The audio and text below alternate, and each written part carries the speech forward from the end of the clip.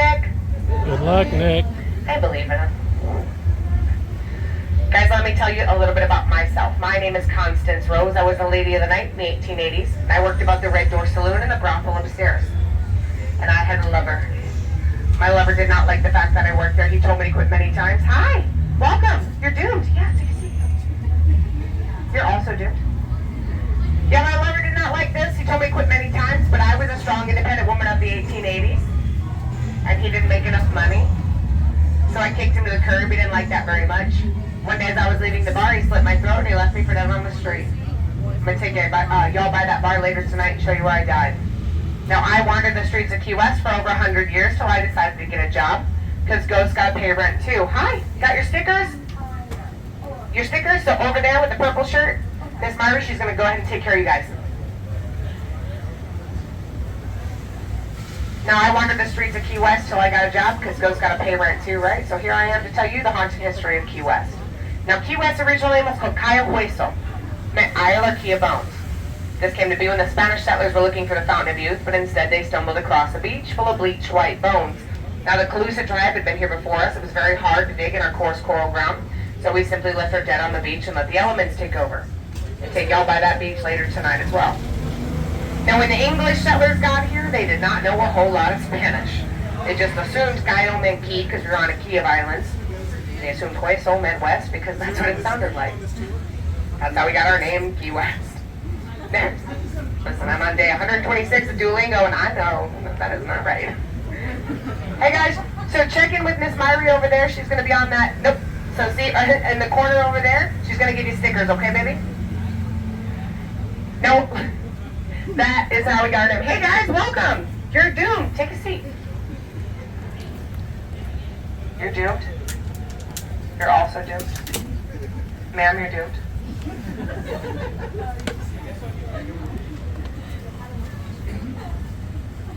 Now guys, they brought along a lot of traditions and beliefs, and one of those beliefs was that of the river Styx. Now, the river Styx separated the living from the dead, right? They believed spirits could not cross water. Well, I don't know if you've noticed, but we are on an island, right? Surrounded by water. That means whatever dies in Key West stays in Key West. We have over 100,000 people buried in our city cemetery. There's only about 25,000 living here full time. That means the dead outnumber the living over 4 to 1. So if any of you find yourselves lost, don't worry. You will have a couple of spirits to help guide you where you need to go. Or where they need you to go, right, Nick? But because of all these spirits, we came up with a color to deter angry ones from entering our home called haint or haunt blue, derived from the Gullah language in South Carolina. We would paint this blue around our doors, windows, and on the tops of the porch ceilings, because it was believed that that haint blue looked exactly like the color of the ocean. So a spirit would go up, see that color blue, and think it was water, and turn around. Smart, right? Now we're going to go by our historic seaport later and point out some of that beautiful haint blue. Now we've had over 500 years of death on this island, caused by murder, mayhem, stabbing, shootings, betrayals, suicides, hurricanes. But disease was the #1 cause of death for a very long time. Tuberculosis and yellow fever ran rampant through Key West. Tuberculosis was also called consumption, because it would literally consume you from the inside out. It was a very long and a very painful death. Yellow fever was much quicker. If you got yellow fever on a Monday, you would be in the ground by Sunday. Your toes, your fingers, and your eyes would turn yellow. You would get colic, a fever, then eventually just be bleeding out of every orifice of your body. Oh, well, hey, sir, you're doomed. Take a seat. You're doomed. Including the pores of your skin. So you either had quick and painful or long and painful. Either way, back in the day, we would lay our dead on the side streets. Then a man in a horse-drawn carriage would come pick them up, take them to the cemetery. Now, I'm not going to guarantee that any of you are going to see, feel, or hear anything tonight, although it isn't very active. Be aware of your senses, a heaviness on your chest making it uncomfortable or difficult to breathe, a very sudden drop in temperature giving you goosebumps. Both signs of spirit might be near. So we said silence your phones, but definitely keep them out for pictures. Now there's 4 types of spirits we're going to be talking about on our journey tonight. The first is an intelligent spirit.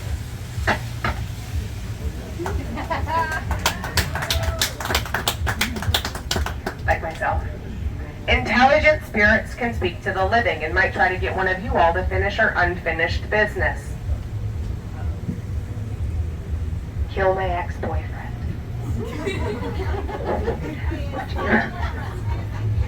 Sorry? This is here. You're going to check in with Camille over there at the booth. Right around the trolley to the right. Yep. Yes, ma'am.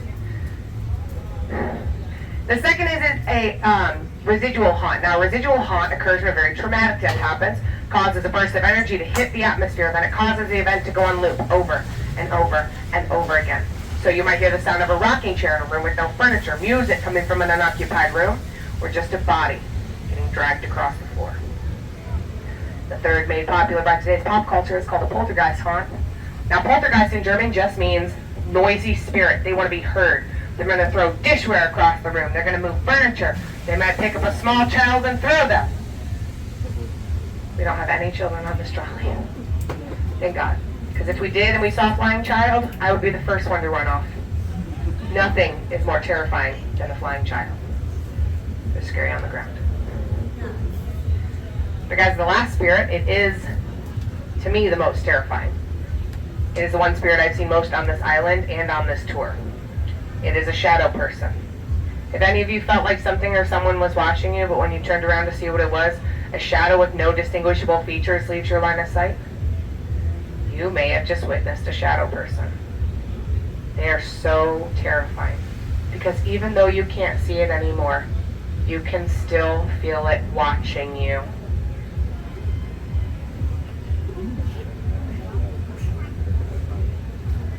Now there is a fifth spirit. Some of you saw it earlier. This fifth spirit likes to hang out on Duval Street. I'm talking about them good old liquid spirits. Our liquid spirit Tito's has been very active lately. Captain Morgan has been very aggressive. But there is one liquid spirit that just takes the cake, guys. It's the loudest spirit. It's the most annoying spirit. It's that good old White Claw spirit. A lot of bachelorette parties and frat boys out. They travel in packs. They are going to be yelling things at the trolley. They're going to try to get your attention. Some things you just can't unsee, so be careful. Some of them, however, are going to know the magic words, and those magic words are "you're doomed." But you already know you're doomed, right? I told each and every one of you that you're doomed. Some of you looked at me like I was crazy, but here you are. Now, if we hear someone yell, "You're doomed," we're going to be inclined to respond back. We are going to yell back at one loud using a voice for everyone to hear. Yes, we are the doomed. Ready? Yes, we are the doomed. What perfect timing. That is 2 years I've worked here. That has never happened, and that was awesome. So cool. You guys are doing awesome so far. We're going to have a good time. Now, guys, if we hear that, we are going to yell back with all the force we have in our bodies so everyone in Key West can hear, guys. Now, if we get doomed like 15 times in a row, I'll tell you, chill. We're just going to calm down. Sometimes I can't get through a story, but who knows? Now, guys, we are going to see if we have to look for anybody else, but if we have the go-ahead, tour in the restroom. Copy that. Is this anybody's first time in Key West? How do you guys like it so far? Love it. You love it? Yeah. Yeah. You guys got out on Duval Street? Yes. A little bit? A little sprinkle here and there? Just a little bit. Huh? A little bit. A little bit.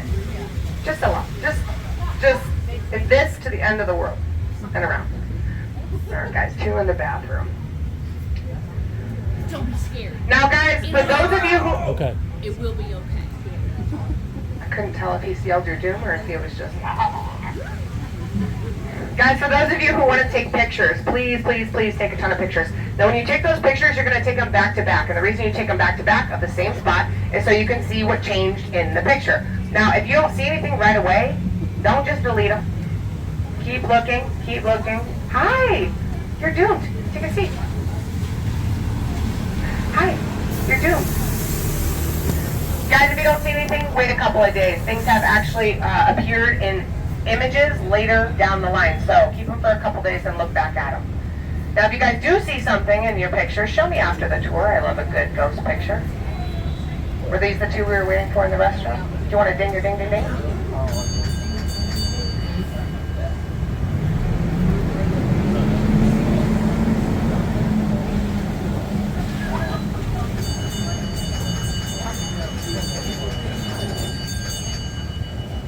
She doesn't want to give me my stool. I have to introduce myself. Have to get my own stool. Budget cuts, am I right? Just kidding. Okay, guys, we're going to listen to it. Did she just say, hold on? The two that were in the bathroom? Yeah, what do you think this is? Bye! Guys, we're going to listen to a brief safety message and then we'll be on our way. Good evening. I am delighted you could participate in our excursion. To avoid possible mayhem, please pay attention. Standing may cause vertigo. Don't do it. Keep your arms and legs inside so you don't fall out the window, especially the rear window. And finally, smoking and alcoholic beverages are strictly for the birds. Is this a thing now that the kids are doing? I don't know. Guys, our first story of the night is about one of the most famous people in Key West. No, it is not. Yes!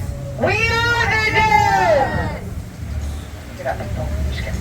Guys, our first story of the night is about Robert the Doll!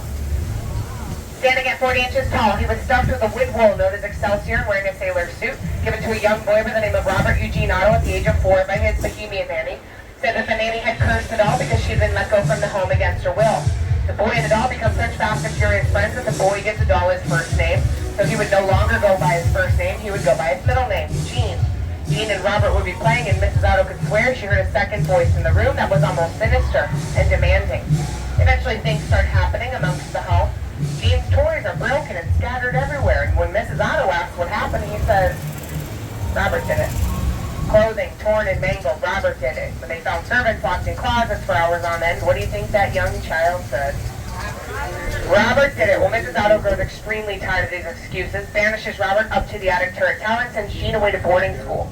He becomes a famous artist, meets his beautiful wife. Her name was Anne. She was a concert pianist in Paris, France. The two get married, and then he brings her back here to Key West, where his best friend is patiently waiting for him. The second Gene steps to the door of his childhood home, he changes.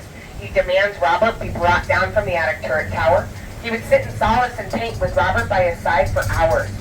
Eventually, rumors begin to fly that Gene is being abusive towards his wife. The police are then called into a wellness check, and when they get there, they find Anne, unfortunately, locked and beaten in a closet. When they questioned Gene, he told them Robert did it.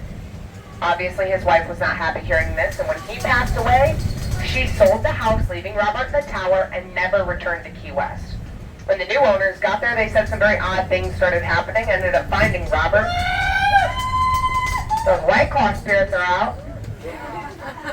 Ended up finding Robert, putting two and two together, and decided to go ahead and donate him to the East Martello Museum, where all of you can go visit Robert on your own time. Now, if you go see Robert, please be respectful. This doll receives about 1,000 apology letters a year. The staff at the East Martello, they read him every single letter. Now, folks, it used to be said that you had to ask permission to take a picture of Robert. Now, the museum asks that you just take a picture. They said it feeds the spirit if you continue to ask it. Now, you won't catch me taking any pictures of Robert. That's just too much. Coming up on the left is going to be our artist house with the purple shutters. Look to the top, you'll see the attic turret tower. Robert spent most of his life. You guys can stay in that room for a mere $450 a night if that's what you're into. Oh yeah, just the price scares me. You think it would be cheaper? Haunted. Nope. Guys, our first burial ground is going to be coming up on the left side of the trolley. It's our St. Paul's Episcopal Church. Here on the left, right after the Key West Theater, is a courtyard. In the middle is a statue of an angel. People swear they see children dancing around that statue and have heard disembodied laughter coming from the courtyard late at night. There is one man buried underneath the church. His name is John W.C. Fleming. He was a very wealthy landowner, and when he died, his wife willed all of his land to the church. Under the condition, he remained buried under this church forever. That's actually the fourth church to be built here. The first two went down in hurricanes. The third in a fire. This fourth church, built in 1919, and stands here to this day. But before this church was built in the 1880s, cigar making is becoming very popular. People are traveling from Cuba to Key West to sell their cigars. One of those men was Francisco Marrero. He had traveled traveled from Cuba and met the beautiful Enriqueta. He fell in love. To woo her, he built her a beautiful mansion in 1889. It worked. They got married. They had 8 beautiful children together. Gentlemen, write that down. You want to woo a lady, you build her a mansion in Key West. I promise it'll work. Now, he would travel quite often to Cuba on business. And on one of those business trips, he died under very suspicious circumstances. Enriqueta is now mourning the loss of her husband with her 8 fatherless children when one night she hears a knock at the door.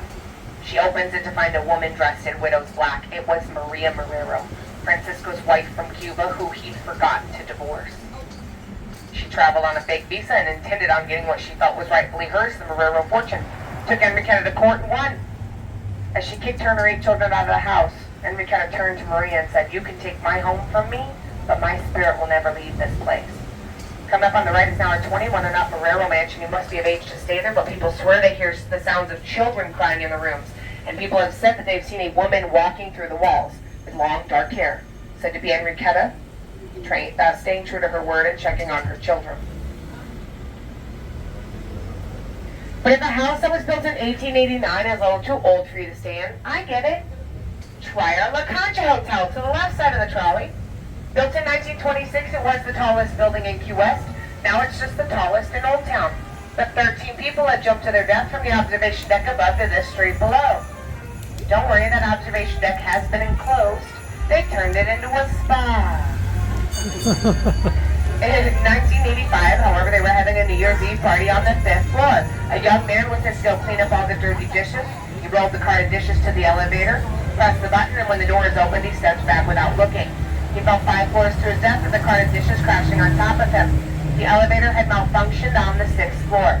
People staying on the 5th floor of the La Concha swear they hear screaming coming from that elevator shaft and have heard dishes breaking at the bottom as well.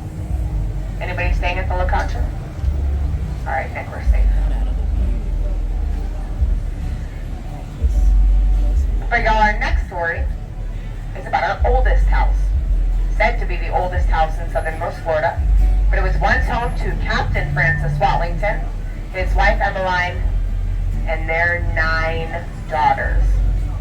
That is 10 women under one very tiny roof with only one bathroom. That is the scariest part of the whole story. It's a very small house. Now, unfortunately, while he was out on business, you see he was a prosperous... Yes! We gotta go! They were waiting all day for that. Yes! We gotta go!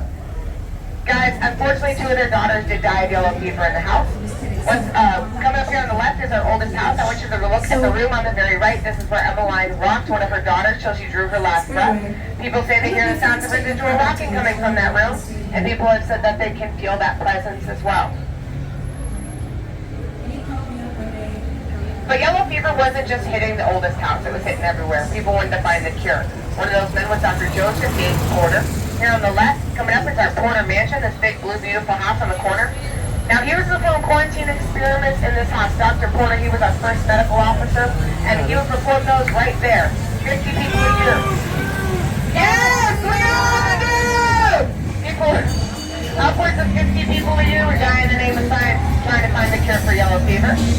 But folks, unfortunately, before he passed, he never did find that cure. He was, however, one of the people that figured out that mosquitoes was one of the causes of it being transmitted. Now, folks, it's been converted into 2 bars on the bottom and has apartments on top. The bartenders have said that they have seen dishware flying from the shelves. They've heard music coming from unoccupied rooms upstairs, and they have felt the presence.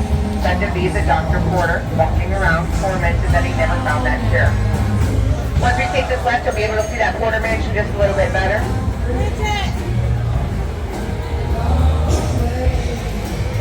Bridget.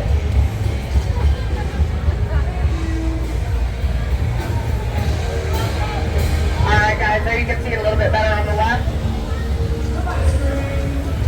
Now, our Porter Mansion has 3 of the 4 types of spirits we talked about. The next place we're going to has all 4, and guess what? We're going inside! Woo! Yeah. You don't have to go inside, but I do believe in safety in numbers, so the choice is yours. We'll be looking at curse finish, silver, you'll be able to touch it. Talking about an incident that did happen 15 years ago that spiked the paranormal activity, but the best is its air condition. Just saying. Y'all look to the front of the trolley, you're going to see a watchtower standing 65 feet tall. Now this is a replica. These used to be placed all over the island back in the day. And they... Yes, we are! Those are good ones. They would stand atop the tower, wait for a ship to wreck upon the reef. When the ship would wreck, they would yell, "Wreck ashore!" Yes, we are! Then they would go out in their sloops. They'd go out sometimes 50-foot waves or hurricane-like conditions. Ladies and gentlemen, the first person after the shipwreck was known as the master wrecker. They get the largest amount of that money. Therefore, ensuring on the first Sunday of every month, they get the largest amount of that, largest amount of that haul. Therefore, ensuring on the first Sunday of every month, they get the largest amount of money. Anybody want to hear a joke? What's the difference between a wrecker and a pirate? Nothing. We'll continue the tour now. Once we take this left. Listen. Yes, we are again! Folks, coming up on the left is going to be one of those sloops. Guys, imagine being in this little boat, 50-foot waves, hurricane-like conditions. It'd be crazy. Now, she's more chicken coop than sloop, like most of Key West. Put up a boat. She has no bottom. That's mainly why she's not out on the water, right? It's kind of the most important thing to have when you go out to sea. Now we have arrived at our shipwreck museum. Nick is going to get off first, followed by me, and then everyone please follow me inside.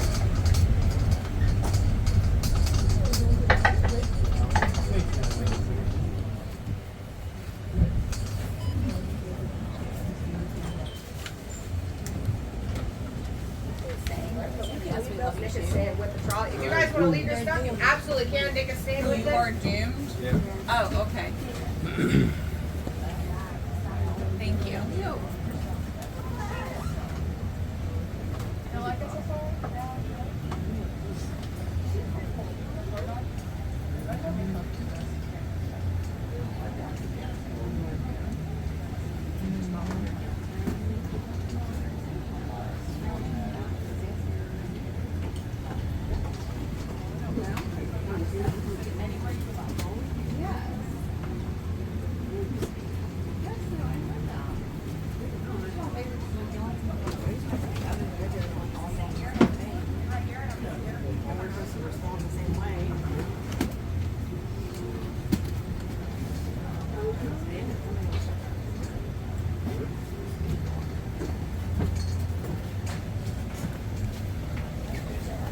I've never seen it either.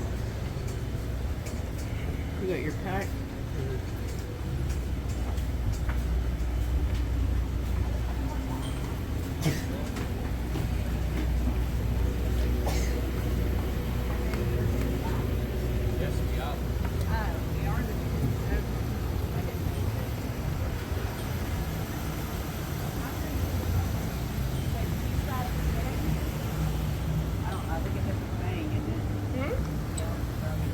Oh yeah, everybody knows. It's long standing around here.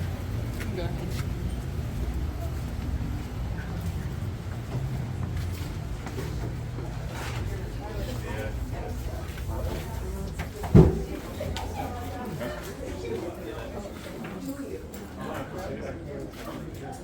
Just stand right here.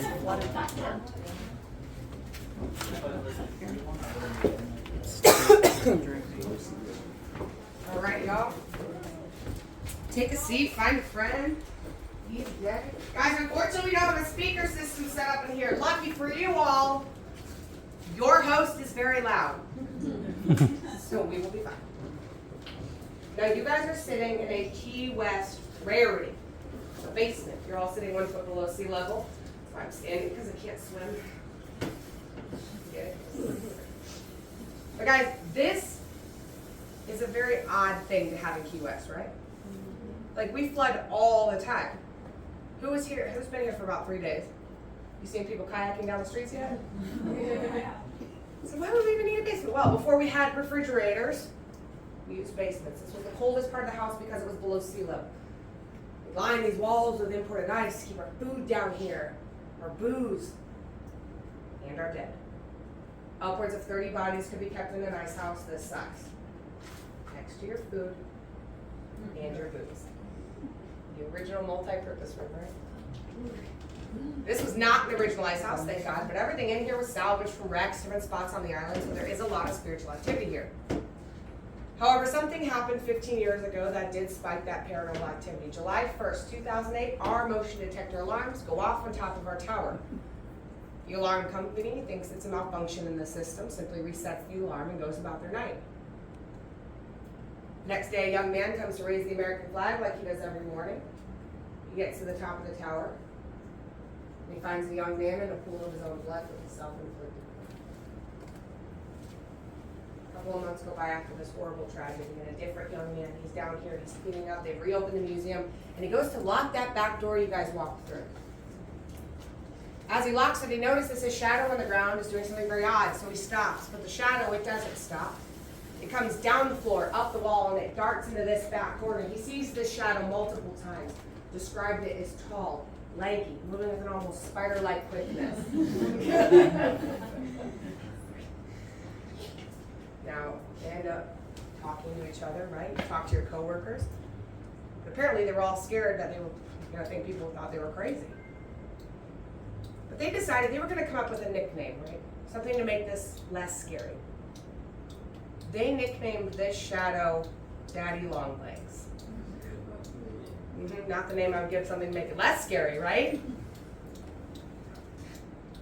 A couple months go by after they come up with this nickname, wouldn't you know it, the alarms, they go up again. Now this time the alarm company, they do their job, call the proper authority. 3 officers and our manager show up, they search high and low, and they find nothing. So they leave.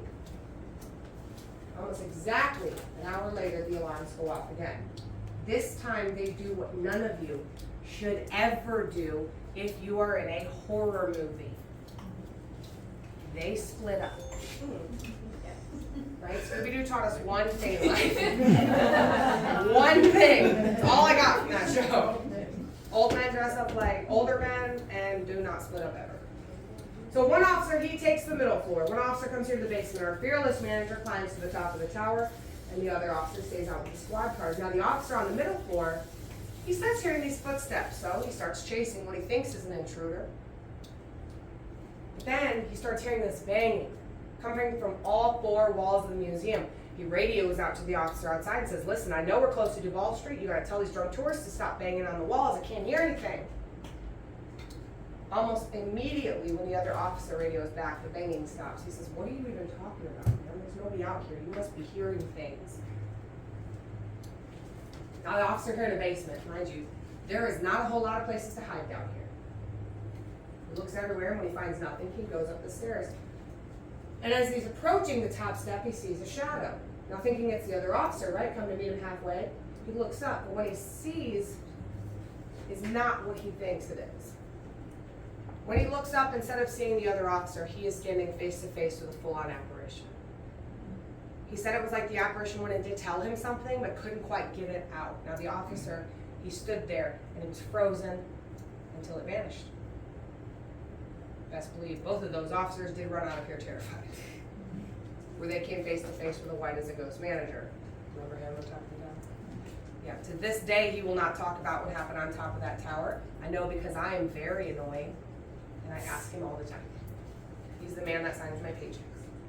He will not talk about it with anybody.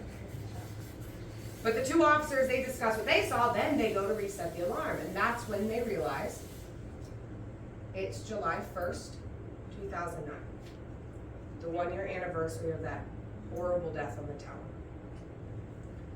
Every year on July 1st, our motion detector alarms go off multiple times a night. That night they went off 6 more times and no one was ever found. Guess who does not work on July 1st? No, me. Couldn't catch me dead here. That was my favorite joke. Okay. Keep your day job. Hey guys, we're going to be heading upstairs for our next story. Please spread out. Our bar of silver will be next. So come on and follow me up here.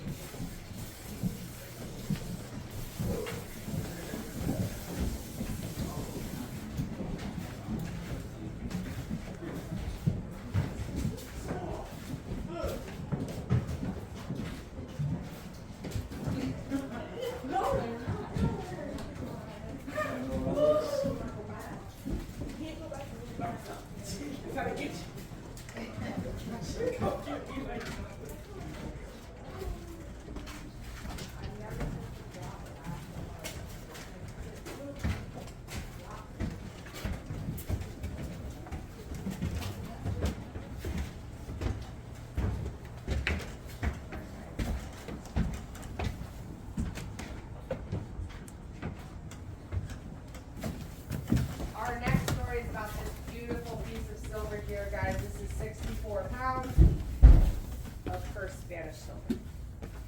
This particular piece of silver has sunk 6 Spanish ships. You know, because it has 6 numerals tacked onto it. Every time it would sink to the bottom of the ocean, another ship would retrieve it and then tack it with their own numeral. So that's how we know it has sunk 6 Spanish ships. But I only have time for a story about one. That is the Nuestra Señora de las Maravillas, the Our Lady Marvels. This piece of silver was traveling on the Our Lady Marvels with its fleet to Spain when they hit a massive storm. Well, the fleet was tossed in circles. The headship, the Capitana, broadsides the Our Lady Marvels, and the captain knows they're going down. So he says to the priest, Father Diego, you need to bless as many men as you can before this ship sinks. Out of 650 men, only 45 survived. Father Diego and the 44 men he was able to bless before the ship went down. This sat at the bottom of the ocean for 300 years till it came here, and this is where it stays. I wouldn't be caught dead on a boat with this piece of silver, unintended. The only thing keeping this piece of silver from cursing you is the ground you walk on. So, I invite you to come, pick it up, love on it, take pictures. But if any of you are going on a boat tomorrow, please don't say that I didn't warn you first. Now folks, you're gonna get about 5-6 minutes in here to take pictures. Come touch the silver. Please do not go back, please do not go upstairs. Please do not go back downstairs. That door is locked. We're gonna go out this door when we're done. I don't wanna lock anybody in here. It is absolutely horrifying by yourself. Guys, come touch the silver. Take a lot of pictures. Daddy Longleg's favorite corner is this back corner. Notice how I'm not venturing into that back area right there. Aim up the staircase or farther into the back. If you have any questions, I'll be around. But other than that, who wants to come touch the silver?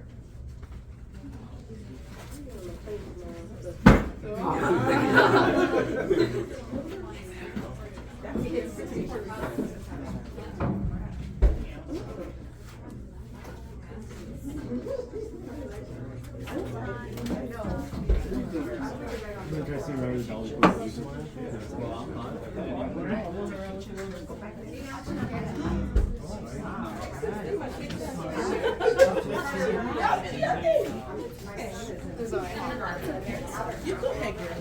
This is for you. It's not embarrassing. Oh, this is embarrassing for me. I can't. I can barely pick it up.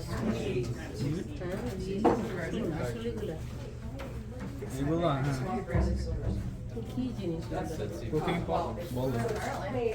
how much your super pounds is worth. Don't ask me.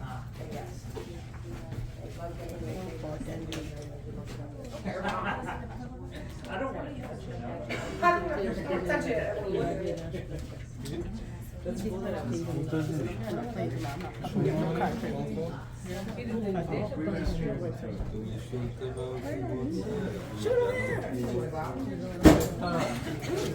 Thought the shape at of the silver in chop choice.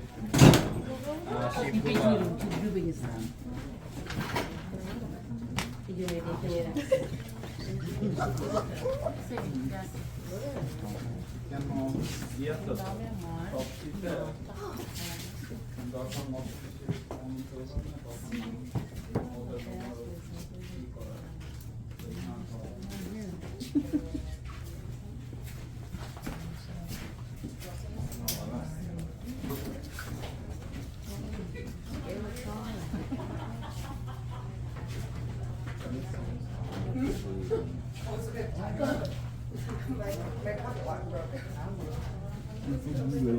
Yes, it is. Actually,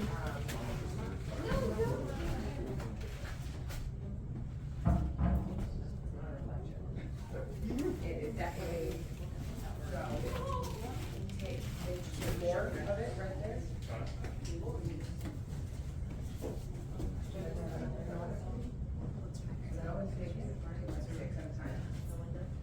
So how you figure it out if it's just a bug or a reflection or something like that. If you take 6 or 7 photos and it's that same thing, but it just looks slightly. But that when it does look like something, it's. I don't understand that. No, I'm kind of scared. My boss always tells me every time I come to, shut down the shipwrecks at night. It's 11 o'clock at night. on like a Tuesday. Nobody's out. I'm like, I'm not coming in here by myself. One week, I said, well, I'll come back. I'll come in with the last tour. And I very quickly, I come in like, and they're all on, and then I run around. And I It's like stuff.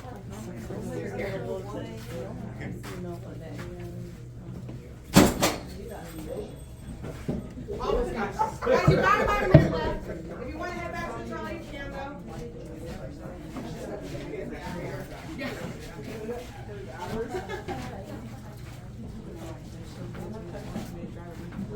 You know what the jump scare? Less of shirt off, then that's terrifying.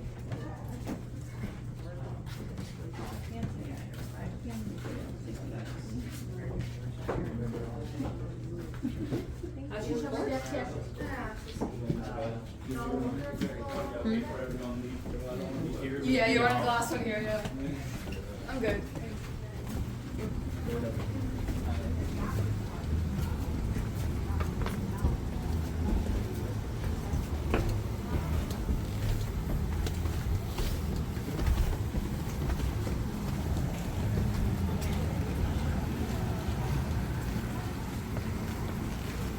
Everybody out!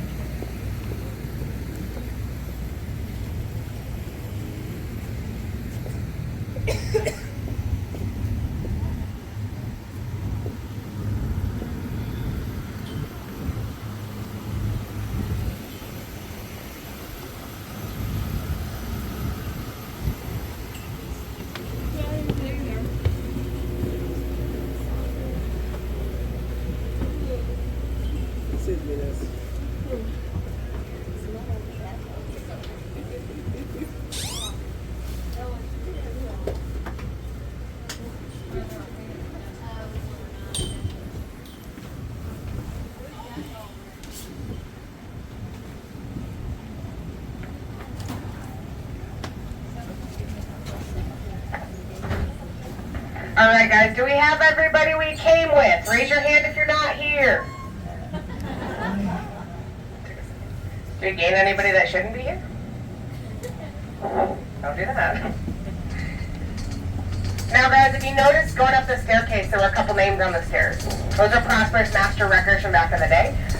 Next place you're going to is one of those records houses. We're going to the Autobahn house. It was home to Captain Geiger, his wife, and their 11 children. Starting to get the feeling there wasn't a whole lot to do before cable hit Key West. A lot of kids. Now, unfortunately, 3 of their children did pass away in the house of yellow fever. Like I said, it wasn't just hitting one spot, it was hitting hard everywhere. Now, folks, coming up on the left, once you get through this intersection with the white picket fence, this is going to be the Audubon house. I want you to look at the second-story right-hand window. This is the room where the children did pass the yellow fever. There's such a doom and gloom in this room, they keep the light on 24 hours a day, 7 days a week. Even if all of Key West loses power, this light will remain on. It is connected to a generator. It'll never go out.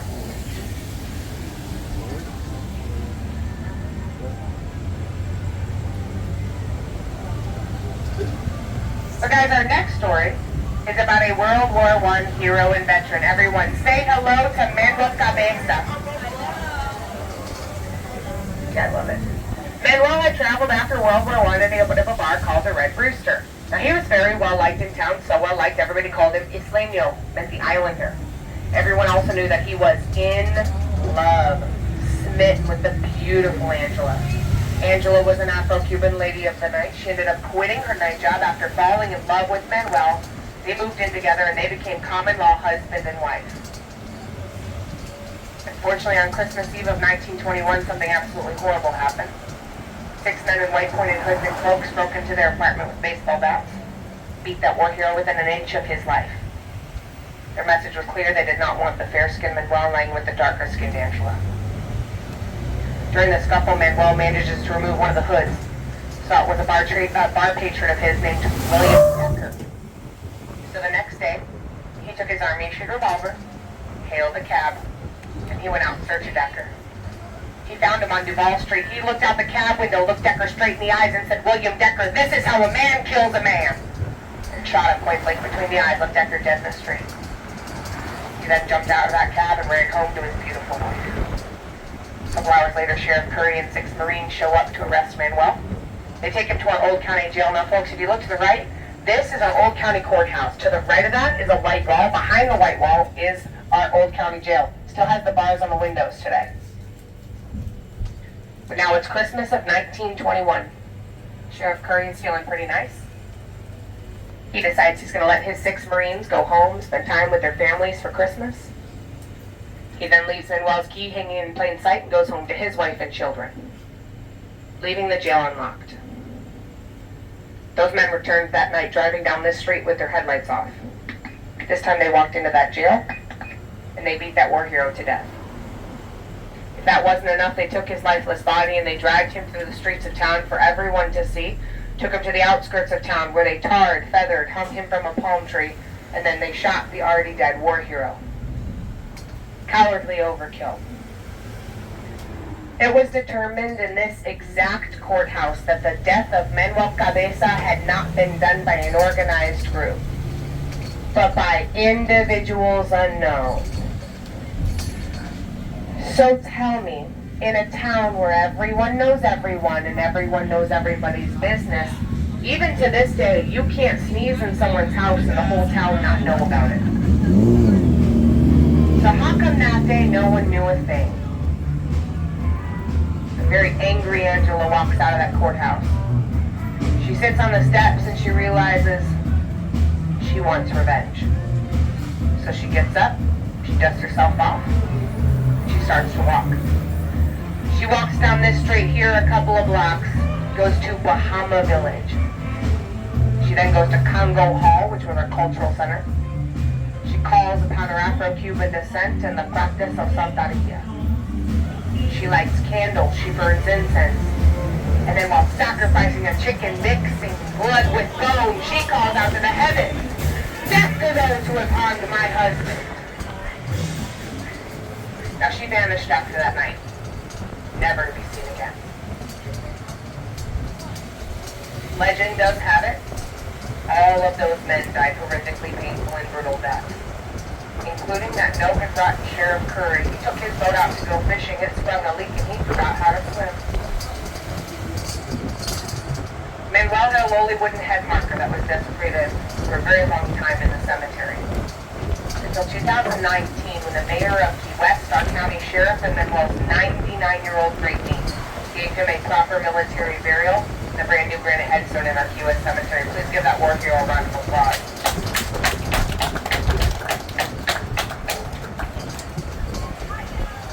But now the Olaf's the wedding, they're doomed. Guys, I want you to look to the right side of the trolley. We're coming up on our very beautiful Key West lighthouse.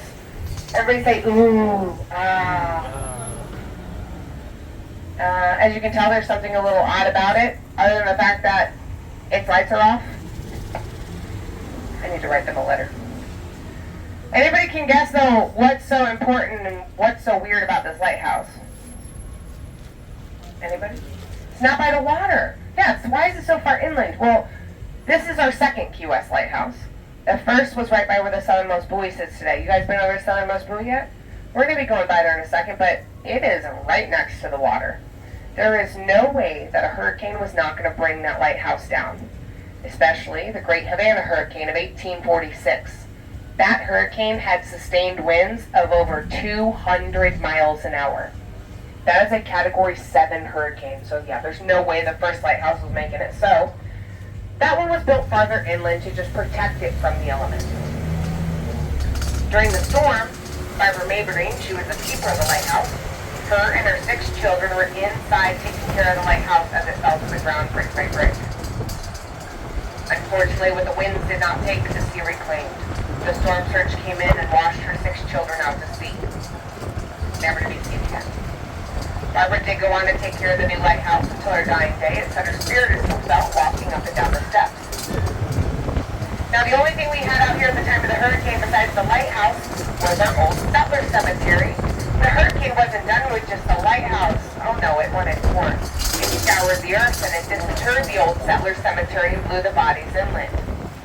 So the next day when the townspeople came to check on Barbara and her children, they found something even more terrifying.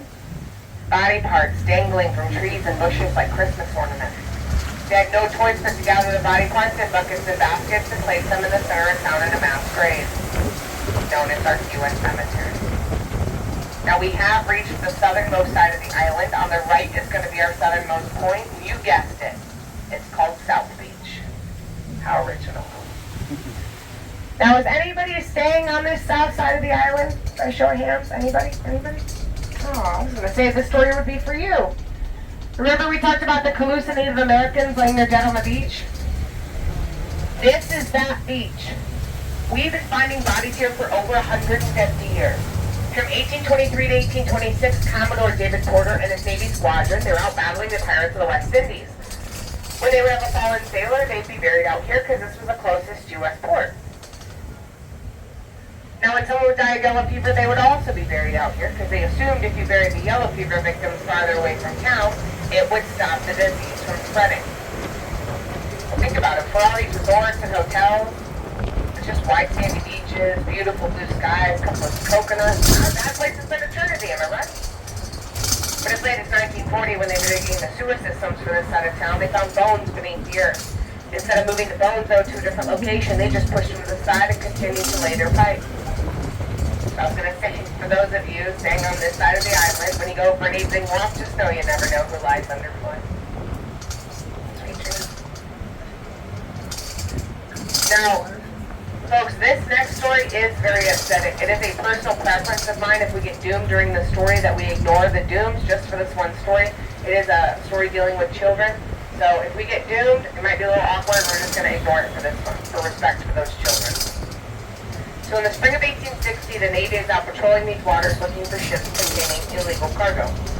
Human cargo. This is after slave trading had been banned in the United States. They came across 3 ships, the William, the Wildfire, and the Bogota. Unfortunately, when they boarded the ship, they found a little over 1,400 children chained together in the hull. They were all between the ages of 12 and 16. These ships had been running as slave trading ships. It was absolutely inhumane. Those captors were immediately arrested. The Navy quickly brought those children back here to Key West, where a very confused Army commissioner was. You see, at the time, we only had 3,500 people living here. That meant over the course of only one night, our population increased by almost 50%. They had no idea how they were going to accommodate all of these children quickly and comfortably. So they decided to put them up in the Fort Zachary Taylor barracks that were being built at the time. A small community was set up, and then in true Key West fashion, everyone came and brought those children food, clothing, toys, anything to bring them a little bit of comfort. 80 days later, those children were placed back on ships and brought to the newly formed Liberia, where they would then walk off those boats and free men and women. Unfortunately, the death and disease from the ship's fire had followed them here to Key West. 295 of those children did not make it onto the ship headed to Liberia. A man by the name of Daniel Davis was commissioned to build 295 wooden coffins, and they were taken to a very remote and isolated beach to be buried. Ladies and gentlemen, if you look to the right side of the trolley, we have arrived at that beach. This is a very popular beach today called the Higgs Beach. This is also where 295 children were buried. Now, a year later, the Civil War was raging on, and Washington calls down, says they need 2 fortifications to be built on the southernmost side of the island. Now, they need to be a mile and a half away from each other, because at the time, that's how far a cannonball could fly. But the Army Commissioner, he said no. He did not want to disturb those children's graves, but the government didn't care. They forced them to build it anyways. Coming up here on the right side of the trolley is the not even completed West Martello. So tell me, if they weren't even going to finish it, why did they have to dig up any of those children here on the right? Now we have reached our second burial ground of the night. I am going to be getting off the trolley to just better explain to you what I'm talking about. I'm going to be pointing some things out. But guys, we do ask you stay on the trolley. However, if you want to stand to get a better view, a better picture, you absolutely can. Again, please just stay on the trolley.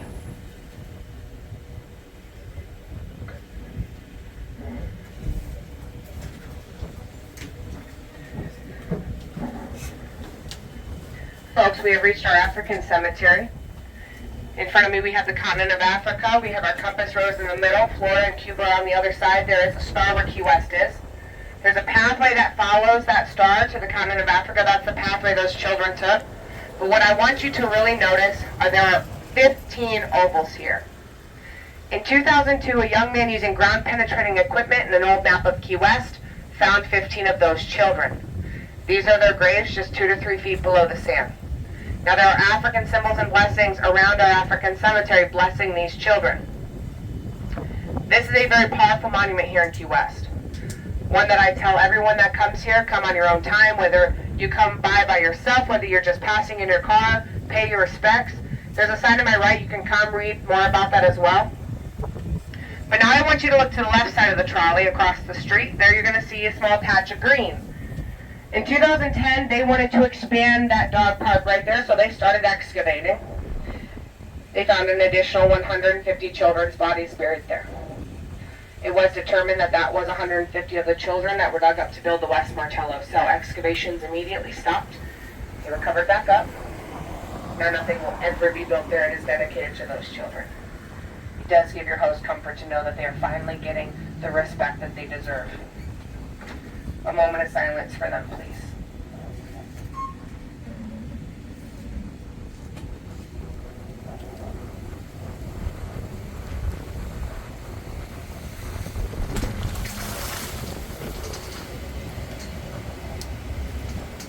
Now, ladies and gentlemen, boys and girls, this next story goes in a completely different direction.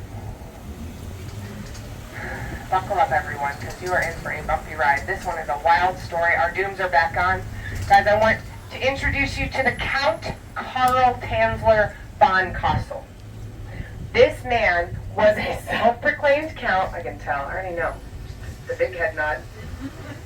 This man had self-proclaimed title. He had multiple degrees. He was an inventor and had come from Germany to be an X-ray technician in our Marine Hospital. Now, ever since he was young, he had dreams of a beautiful woman with long, dark hair. So an ancestor of his supposedly comes to him in a dream and said, well, this is going to be the woman you marry one day. Well, in April of 1930, the beautiful Elena Hoyas comes into the hospital. Alas, she has tuberculosis and she's going to die. They send the count in to do chest x-rays and draw blood. And he immediately falls in love. He says, this is the woman for my dreams and I must marry her. He dotes on her, buys her jewelry and dresses, and proposes marriage multiple times.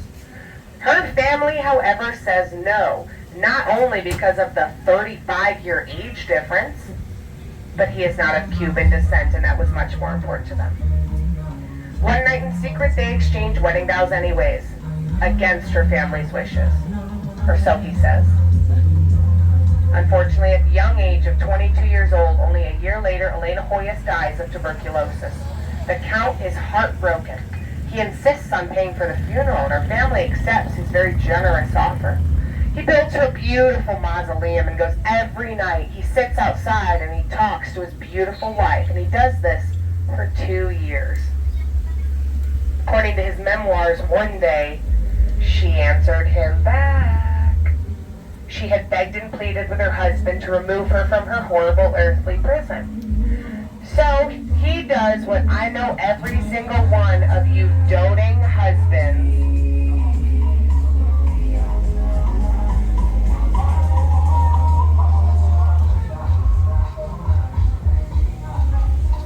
Why do people think that it's cool to do this? Every day. He does what I know every single one of you doting husbands would do for your beautiful wives. If your husband is next to you, just look at him real quick. He waits until a moonless, starless night, takes a crowbar, opens her mausoleum, and removes her body. He then puts her in his wingless flying machine that he's built for her. This is called the Countess Elena, and he's got it parked at the Marine Hospital property, where he has everything he needs to begin bringing her back to 100% life.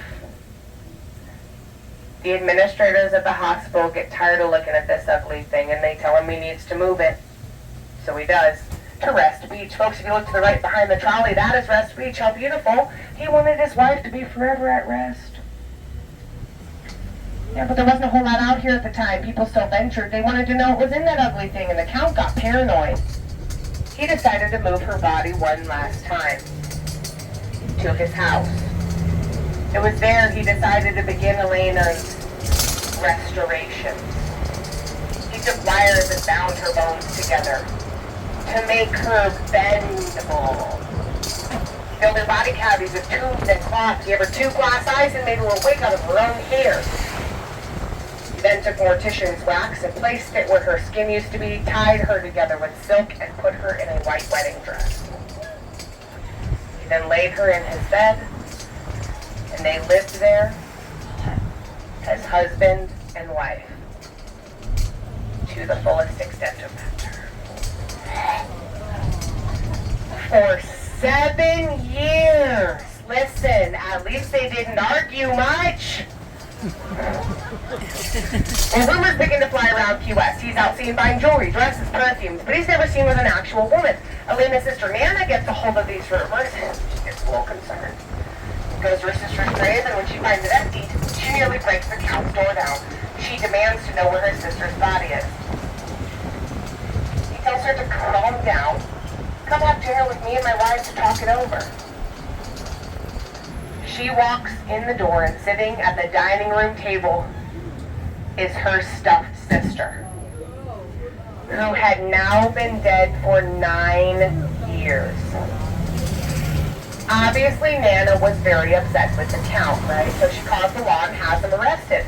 But the morticians who took Elena's body were so impressed with the restorations, they put her on display and charged admission. Over the course of 3 days, over 6,000 people came to see the corpse bride, including all of the school children, who had been given permission slips by their mothers for 5 cents to go do so. That good old Key West school system, am I right? Well, obviously, everybody came from around to see her, and it was absolutely crazy. But what was happening with the Count, right? Well, he was getting interviewed. Psychologists, therapists. Everybody wanted to know what was going on in that head.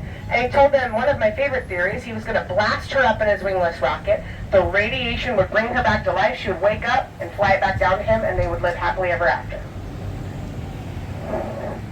They deemed him to be 100% completely and totally, absolutely certifiably sane. Fit to stand trial. Let me tell y'all, it was the trial of the century. I dare you to find a book about Key West that does not have this story in it. This put Key West on the map for the first time. People came from all over the United States to come to this specific trial. But after only a couple of minutes, they realized they could only get the Count on one charge: grave robbery. The statute of limitation for Florida for grave robbery is only 2 years. He had lived with a corpse for 7 and had to let go, scot-free, charges dropped. When he left the courthouse, he demanded to get his wife back, to which everybody said no. They had buried her in an undisclosed location. Well, for fear of his life, he left Key West. He ended up moving to Zephyrhill, Florida, where he wrote fan fiction about the fantastic adventures he had with his fantastic wife. When he died, he was slumped over a wax effigy of Elena, but I don't buy it. Since nobody on this island can actually tell me where she's buried, I think he came back to Key West, found her body, and took her with him. Dun dun dun dun! Ladies, I don't know about you, but I hope no one ever loves me that much. Please leave me in the ground, Nick.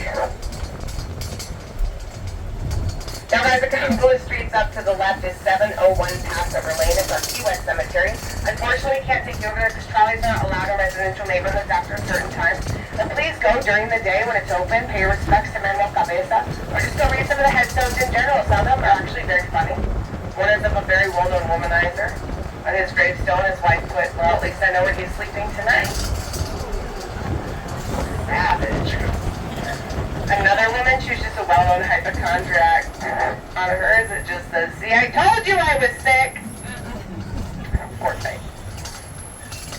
Now remember earlier we talked about that beautiful haint blue? Once we take this left, I want you to notice the third house on the left. It's going to have a red door, but it's going to have the paint, that haint paint blue around the doors, windows, and on top of the porch ceilings. They are not taking any chances being this close to the cemetery. Now, folks, this is a very safe and a very desirable town, a very desirable neighborhood. A house out here at 800 square foot costs about $1 million plus. That's without HOA. Now, folks, Paint Blue works the same way in as it does out. If you come and you want to move to Key West, drop $1 million, and you want to paint your house paint blue, cleanse your home first. If you don't, you will trap whatever spirit is in there forever. Here on the left, like I said, red door. That's that paint blue. You'll be seeing it all the way down this part of town. But back in the day, good folks like you would be caught dead out here. If y'all were caught out here, you'd most likely wind up dead. These streets used to run red with blood, full of illegal cockfighting arenas, gambling dens, brothels, and very seriously dangerous bars. But it was especially dangerous when the shrimpers would come to town. Those shrimpers would go out for months at sea without their whiskey, their wine, and their women. They'd come in with their haul of shrimp, get cold hard cash, and then they would go out searching for their whiskey, their wine, and their very beautiful women. With a price, that is. They would frequent one of the most dangerous bars in the Gulf Coast. Its nickname was the Bucket of Blood because of how much blood was spilled there. But I knew it by its original name, the Red Door Saloon. Remember, this is where I died. The Red Door Saloon was so dangerous that if any of you showed up without a weapon, the bouncer would actually issue you one at the door to ensure you had a fair fight. 30 years ago, they renovated the brothel upstairs. They turned it into an apartment. It's a gorgeous apartment today. When they were renovating, they found dusty men's wallets behind the wallboards. Said that the madams would pickpocket the men while they were sleeping and then toss the wallets behind the wallboards to get rid of the evidence.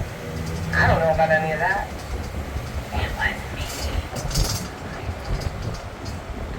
People who live in that apartment today have said that their bed will randomly start bouncing in the middle of the night. I don't know what that's about either. Guys, no longer is our historical seaport a scary place to be now. Folks, our Red Door Saloon still has its iconic red doors, but today is something even more terrifying. Everyone brace yourselves for the even more horrifying women's boutique! Where, gentlemen, I'll tell you this, if you go in there, your wallets will still be emptied. Very expensive in there. Now, guys, what would Key West be if we didn't have our bars, right? Our bars used to be houses. They've been picked up, moved, renovated, remodeled, reduced, reused, recycled. But all of them come with a story. Next place we're going to is one of my favorite haunted local morbid watering holes. We are going by Shots and Giggles. Where now, but every shot is served with a giggle. Shots and Giggles was once a one-bedroom home of Frank Fontes, who was a very well-known socialite. But poor Frank was shot on his front porch in 1979. He managed to crawl into his house before he expired. But when the police showed up, they said it was not a robbery because he had a house full of cash. Nobody knows who or why they shot Frank to this day. It's an unsolved murder. But Frank doesn't want the party to end. He'll keep his closing bartenders there until they play his 3 favorite songs. One of those songs was Dancing Queen by ABBA. Got good taste. You are doomed! Yes, we are the dude! I love it. It was good. Oh, she got the pink feather in the hat too. I love it. Guys, he will go as far as to turn all the lights back on at the end of the night. When the bartenders go to take the trash out, he will take the bar stools off the bar and place them back onto the ground. He just wants to have another drink. On the anniversary of his death one year, the owners of Shots and Giggles thought it would be super funny to draw a chalk outline of Frank on the ground where he died. Frank did not find this to be very funny. Next day, the opening bartender walked in, flicked on the lights, and every single light bulb burst. Even the lights not connected to that light switch. They had electrical problems, their coolers died, and they lost all of their beer. This continued until they wiped that chalk outline off the ground. Coming up here on the left side of the trolley, folks, right after Tattoos and Scars, the very famous Shots and Giggles.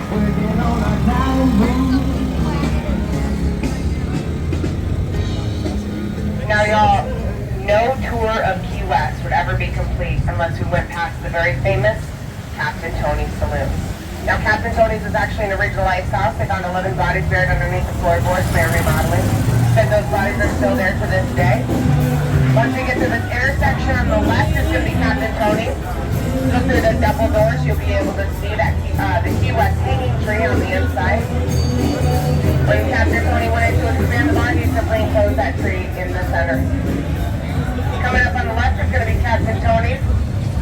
You'll see the tree. There's actually a gravestone at the bottom of this tree. Here through the left. It belongs to Reba Sawyer. She died in 1950 at the age of 50. When she died, her husband found love letters from a man who was not her husband. He read those letters, found out she would meet her lover at Captain Tony. He got so angry, he took a gravestone out of the graveyard, dragged it through town, threw it at the bottom of the tree, and said, if she liked it that much in life, she'll like it that much in death. Now, y'all, I hate to say it, but our time together is... Yes, we are do! Guys, our time together is dying! Yes, we are do! Y'all, everybody give Nick a round of applause. He did such an amazing job. You guys, if you had a good time, please leave us a good review. My name is Constance Rose, and this is Nick. Y'all, we do work here for gratuities here at Ghosts and Gravestones. If you felt like we did a good job, you can show your appreciation. Drop what you feel is necessary in the hat. Guys, if you had a bad time, my name is Barbie, and this is Ken. You can write the plan on the back of a $100 bill. Drop in this hat. We will get to where it needs to go. Right, Nick? Definitely. You guys, I hope you have a wonderful rest of your time here in Key West. Once you step off this trolley, you will no longer be doomed. But everybody better doom those big black trolleys you see here on our Key West streets at night. Folks, I hope you have a wonderful rest of your time here. Enjoy those liquid spirits and come back and see me. Thank you guys so much. Have a great night.